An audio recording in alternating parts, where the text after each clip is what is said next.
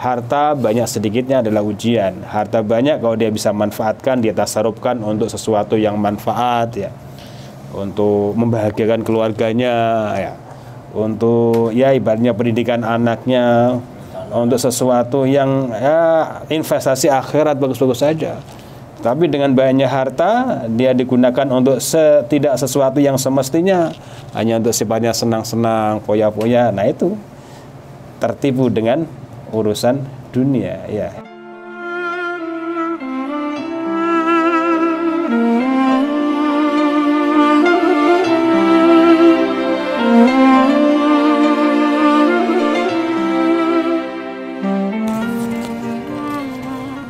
Bismillahirrahmanirrahim. Assalamualaikum warahmatullahi wabarakatuh. Waalaikumsalam warahmatullahi wabarakatuh. Alhamdulillahirabbil alamin. Allahumma shalli wa sallim ala sayyidina Muhammadin wa ala alihi wa sahbihi ajma'in. Qala rabbi ishrah li sadri wa yassir li amri wahlul 'uqdatam min lisani yafqahu qawli. Subhanaka la ilma lana illa ma 'allamtana innaka antas samiul alim wa tub 'alaina innaka antat tawwabur rahim. Bismillahirrahmanirrahim. Wal maqalatus salisatu wal ishruna. Dan ini ada makalah yang ke-23, ada nasihat yang ke-23. An Abdullah bin Mubaraki, dari Abdullah bin Mubarak, sahabat Abdullah bin Mubarak radhiyallahu anhu, semoga Allah meridhoinya. Annahu qala, sesungguhnya Abdullah ibn Mubarak berkata, inna rajulan hakiman wa huwa man ya'riful umura jama'al ahadisa fakhtara minha ayil ahadisil majmu'ati arba'ina alafan. Sesungguhnya ada seseorang hakiman, ahli hikmah, waliyullah, ahli ma'rifat, ahli ma'rifat. Hakiman di sini adalah wahwa man ya'riful umura, yaitu adalah dia itu orang yang mengetahui berbagai perkara, berbagai urusan. Jama'al ahadisa, dia mengumpulkan beberapa hadis, banyak hadis.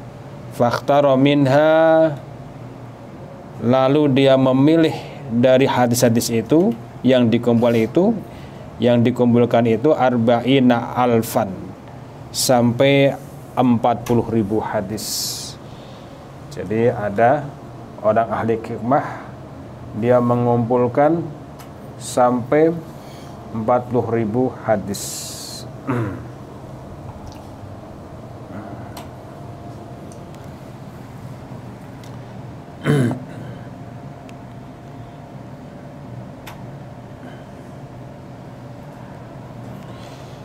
Tsumma ikhtara, jadi 40.000 hadis minal ahadisil muntaqati, hadis-hadis yang sudah terpilih. Tsumma ikhtara minha arba'ina alfan, arba'ata alafin minal ahadisil musaffat. Kemudian dia seleksi lagi dari 40.000 hadis itu menjadi yaitu 4.000 hadis yang sudah dipilih. Tsummakhtara minha, kemudian dia seleksi lagi, dia pilih lagi dari 4.000 hadis itu ayil arba'ati alafin, yaitu dari 4.000 hadis arba'a mi'atin, menjadi 400 hadis minal ahadisil mustakhrajati, dari hadis-hadis yang sudah ditakhrij, sudah dikeluarkan.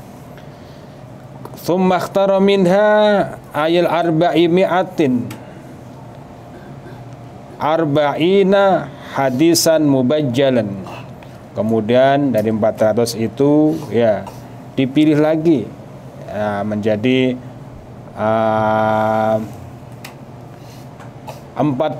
hadis. Diseleksi lagi Tsummakhtaromina, kemudian dia pilih lagi, dia seleksi lagi ail arba'ina dari 40 hadis arba'a kalimatin, yaitu menjadi 4 beberapa kalimat, 4 kalimat. Ai arba'a jumalin, artinya 4 jumlah, minal ahadisil mustakhlosati, yaitu dari hadis-hadis yang sudah dimurnikan. Apa diantaranya dari 40.000 hadis itu diseleksi, dipilih akhirnya menjadi 4 kalimat. Yang pertama, ihdahunna la tasikonna bimra'atin. Ini ulang kemarin. Yang pertama adalah salah satu darinya, janganlah kamu benar-benar percaya ya bimra'atin terhadap perempuan. Latat ma'inna, janganlah kamu benar-benar merasa tenang ilaiha terhadap perempuan, wala ta'minha, dan janganlah kamu merasa nyaman percaya 100% terhadap si perempuan. Jadi ketika kita misalkan terhadap apalagi pasangan kita ya, misalkan, Bang, saya mau ke pasar. Ke mall lah ya, pasar mah tahu dia. Iya. Bang, saya mau ke mall. Oh, iya, udah jalan sendiri. Ya udah jalan sendiri. Saya jalan sendiri ya, Bang, kata-kata. Oh, iya, udah nggak apa-apa deh. Habis dari situ saya mau ke Blok M, Bang. Oh, iya, udah nggak apa, jalan sendiri, hati-hati aja. Kalau suami percaya begitu aja, lama-lama terus istrinya bisa diambil sama orang lain itu. Bisa ambil sama apalah, siapa kayak, karena suaminya ghirahnya kurang, cemburunya kurang. Ya. Ya, nggak bagus kalau diberikan kepercayaan 100%. Bang, saya mau pergi ke sana katanya. Oh iya udah silakan. Habis itu saya ke sana, Bang. Oh iya nggak apa. Tiap hari sering begitu terus. Suaminya biarin aja. Wah, itu lama-lama tahu istrinya diambil orang mah jangan salahkan istrinya. Ya salahnya si suami itu. Soalnya pandangan suami sama pandangan suami orang lain beda sih, Sir. Pada seorang gimana sih? Pada istrinya. Pandangannya gitu. Oh iya. Iya. Jadi kita sama pasangan sebaliknya juga gitu. Perempuan kita juga terhadap lakinya juga sama mestinya. Jangan ya, maksudnya ibaratnya ketika suaminya, Neng, saya mau kondangan habis ini ke sini. Ya, pertama kasih, kedua, minggu lagi kesana lagi, minggu lagi kesana lagi, ya istrinya curiga juga. Kalau nggak gitu, kalau istri nanti cuek-cuekan aja sama suaminya, nggak ada rasa cemburu juga, nanti wah habis-habisan nanti suaminya nyangkut ke tempat orang lain. Neng, sini. Udah, bawa anak lu. Apanya? Bawa anak lu, jangan lu doang. Ya, meskipun begitu, ya tetap ya jangan di lost juga, jangan. Nggak boleh, efeknya nggak bagus nanti, nggak bagus. Tapi ada bagusnya juga misalnya kalau kemana-mana kita anterin juga bagus juga. Iya sekali kita harus kita anterin. Kalau kecuali ada darurat kita nggak bisa, nggak apa-apa gitu. Ala kulli halin, dan di atas setiap keadaan, dalam kondisi apapun kalau bisa jangan balabudda lirrajuli minal ghirati, bahkan mesti bagi si laki-laki itu minal ghirati dari rasa cemburu. Neng, gua nggak enak perasaan deh, jangan dulu deh katanya. Ya kalau dilarang begitu ya suaminya ya istrinya ya harus nahan, jangan Bang larang-larang gua. Wah, bahasa seperti itu. Wah, itu nanti waduh repot nih. Ada indikasi, tak ada kutipin nanti tuh. Jangan-jangan ada apa-apa ini katanya. Kalau sesuatu memang nggak ada maksud di balik udang, di balik rempeyek atau dia apa gitu ya, nggak mungkin lah kita kasih tahu. Janganlah Neng, kayaknya nggak enak lah, cuacanya nggak enak ini, saya khawatir aja. Ntar deh abang insya Allah nanti sempetin deh, mungkin Sabtu ini nggak bisa, Sabtu depan abang bisa deh gitu. Mantap itu kan, kemana-mana lebih enak gitu kan, lebih enak gitu ketika kita ibaratnya jalan sama pasangan kita ya. Iya. Ai karahati syarikatil ghairi, artinya bagi selaki itu merasa tidak suka ya ketika yaitu bertemannya dengan orang lain, ada perasaan nggak enak fi haqi, pada haknya si rojo, ya merasa nggak enak lah nanti. Wasaniyatu la tagtarinna bil mali, ay la tadunna illa man minal halaki bisababil mali. Yang kedua, janganlah kamu merasa tertipu bil mali dengan adanya harta. Kita udah nyaman, udah banyak harta, udah merasa tenang. Jangan sampai tertipu seperti itu. Ayla tadzunnal amna. Artinya janganlah kamu mengira merasa aman minal halaki daripada binasa bisa babil mali dengan sebab adanya harta. Falam tahfadzil umura, lalu kamu tidak menjaga urusan-urusan yang lain. Wala takun makhdu'an bikasratil mali, dan janganlah kamu merasa tertipu dengan sebab banyaknya harta. Ya, harta banyak sedikitnya adalah ujian. Harta banyak kalau dia bisa manfaatkan, dia tasarrufkan untuk sesuatu yang manfaat, ya, untuk membahagiakan keluarganya, ya, untuk ya ibaratnya pendidikan anaknya, untuk sesuatu yang ya investasi akhirat bagus-bagus saja. Tapi dengan banyak harta dia digunakan untuk tidak sesuatu yang semestinya, hanya untuk sifatnya senang-senang, foya-foya. Nah itu tertipu dengan urusan dunia, ya bahaya seperti itu.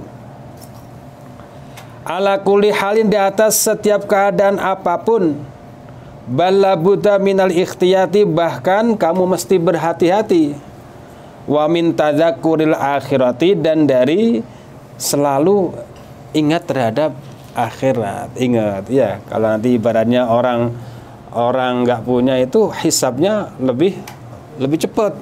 Ya kalau orang miskin udah hisab apanya nanti. Justru yang orang banyak pertanyaannya, banyak ini dari kemana kamu dapatnya harta ini, kamu belanjakan kemana, ya pertanyaan banyak. Kalau ibaratnya nanti periksa di sana lebih lama di yaumil hisab nanti dibandingkan dengan orang yang banyak hartanya. Tapi kalau banyak hartanya dia gunakan dengan semestinya, zakatnya dikeluarkan, ya haknya terhadap fakir miskin. Kan wa fi amwalihim hakum ma'lum lisaili wal mahrum.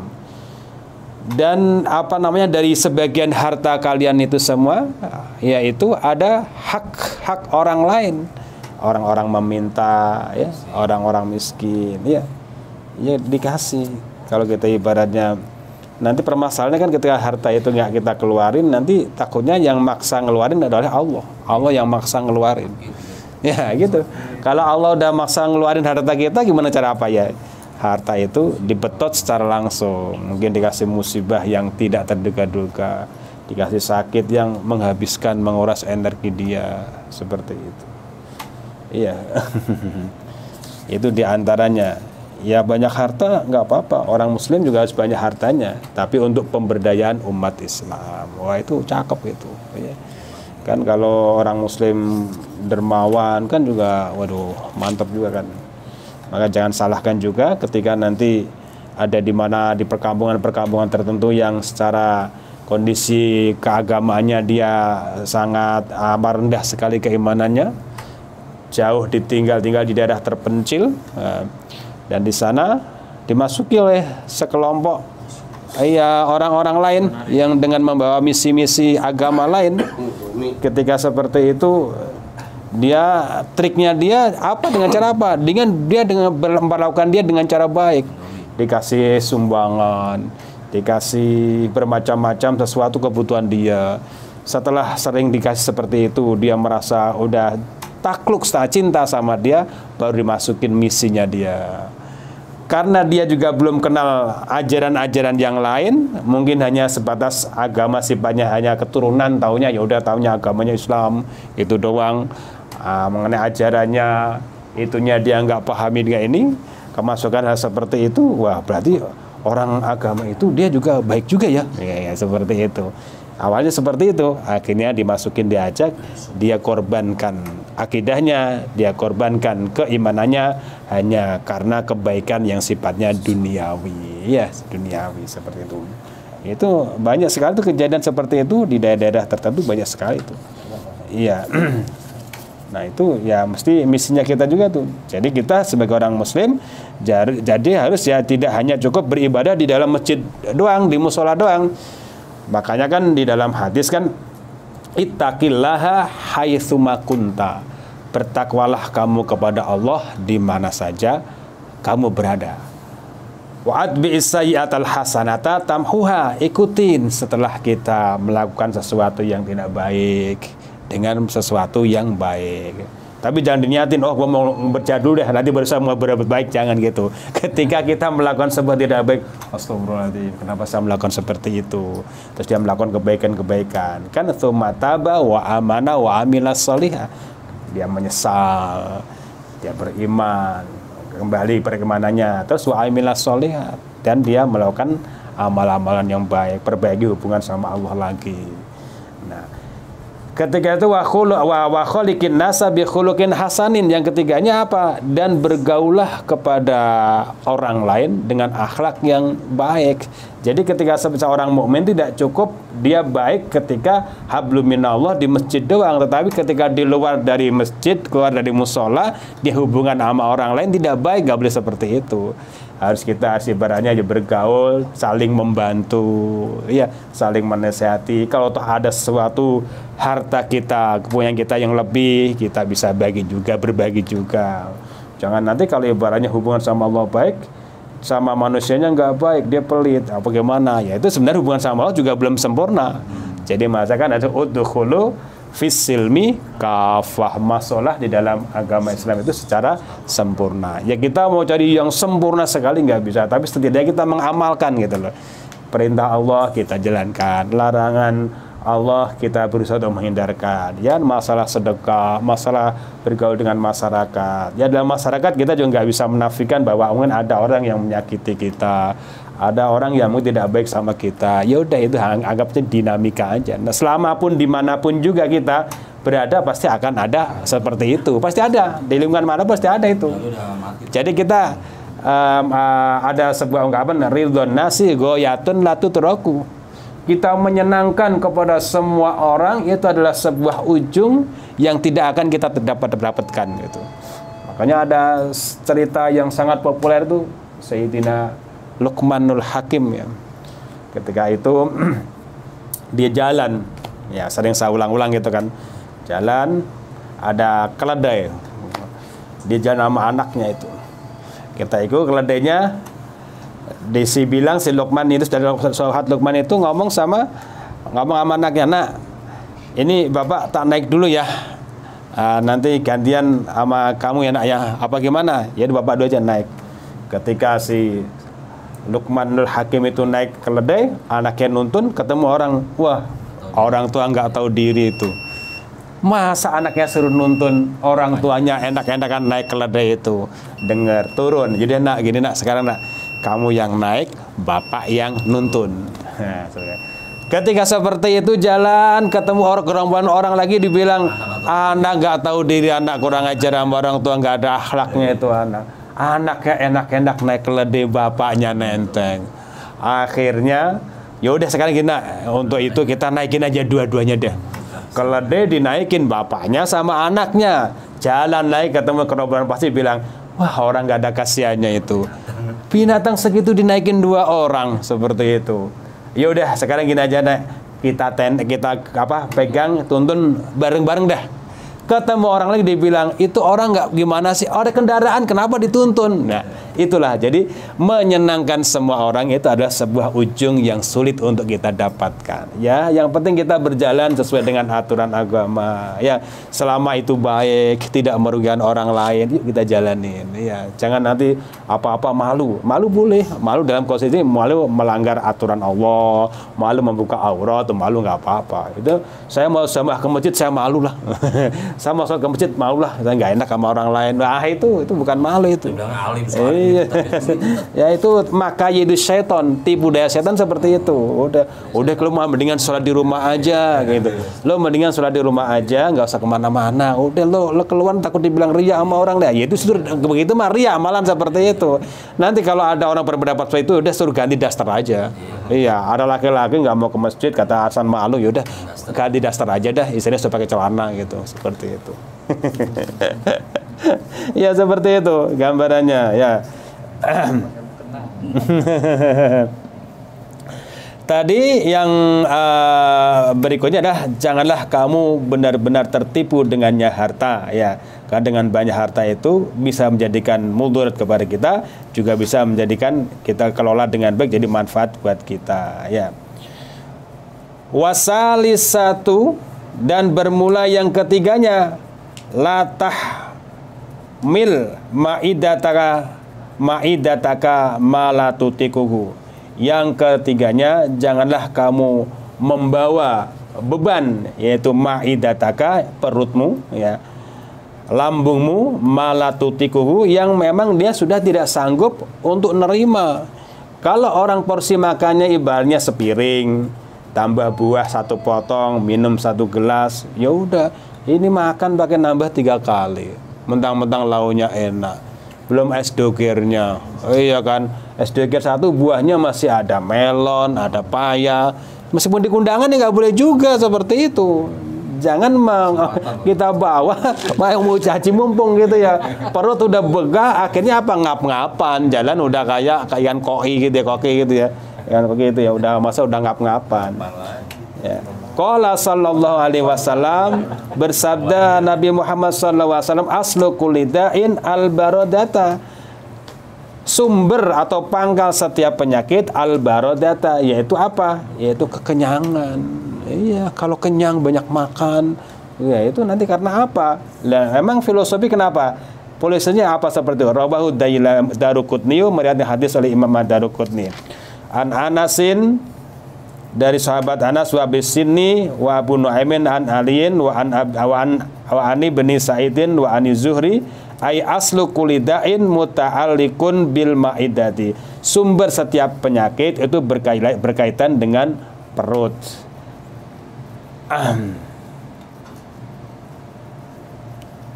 Wahia idkhalu ta'ami ala ta'ami, ya, yaitu memasukkan makan di atas makanan. Makan 1 belum hancur, belum habis, dimasukin lagi makanan yang lain. Hal seperti itu bisa menyebabkan daripada bertumpuknya penyakit yang ada di dalam badan kita. Wa kada syurbul ma'i akibat ta'ami, ai baina ta'amaini qabla hazmil awalin. Begini kan, kadang terapi kita itu ada sedikit salah ya, ketika orang makan harus minum gitu ya. Padahal kalau terapi menurut itu sebenarnya nggak gitu. Habis makan jangan minum dulu, tunggu dulu, ntar baru ini ya, baru kita minum. Atau antara makan jangan minum dulu. Ya makanya jangan kayak orang nggak kena makanan seminggu, jangan seperti itu. Kalau makannya seperti orang yang nggak makan 2 minggu, seminggu tuh baru itu benar tuh makanya. Ya makanya nyantai gitu. Keburu dipanggil katanya gitu ya. Ya enggak. Nah seperti itu di antaranya ya. Jadi aslu kulidain muta'alliqun bil ma'idatit tuhmati. Ya, dan memasukkan makanan di atas makanan di perut kita yang belum hancur itu juga menjadikan sumber penyakit. Minum air setelah makan atau di antara makan sebelum hancurnya makanan yang pertama. Jadi dihancurin dulu. Makanan dikunyah, nanti diolah di perut, ya beberapa ini baru ini. Kita makannya udah kayak makan ini sih. Si Habib Lutfi juga begitu. Iya. Jadi kalau habis makan, iya. 30 menit dulu baru. Iya, di sini kan gini. Iya. Seperti itu. Yaudah, udah bel ya. Ya, takut nanti ada. Waduh. Ya, mudah-mudahan kita bisa mengamalkan apa yang ada makalah nasihat yang ada dalam kitab Nasihul Ibad ini. Subhanaka Allahumma wa bihamdika asyhadu an la ilaha illa anta astaghfiruka wa atubu ilaik. Assalamualaikum warahmatullahi wabarakatuh. Dari pagi itu baru bangun.